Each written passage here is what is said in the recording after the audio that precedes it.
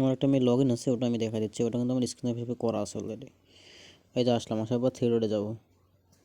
থ্রেডে click করার পর যে সেটিং আসবো, তারপরে যে নিজস্ব যে মেলটা আছে এখানে মেলটার উপর ক্লিক করার পর এই যে নিচে আসবে সাইন আউট দেবে।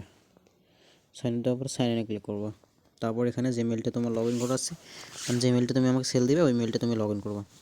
বুঝি দেখো, মনে করছো এই মেলটা আমি তোমাকে সেল দিব, এই মেলটা আমি লগ ইন করলাম, নিয়ে আসলাম, হয়ে গেলো, চলে আসছে। এখন হোমে আসলাম। হোমে আসার পর এই যে এখানে জিমেল লিখে সার্চ দেবো। জিমেল লিখে সার্চ দিলে এই যে এরকম আসবে জিমেল লগ ইন। এখানে চাপ দেবে, ঢুকবা।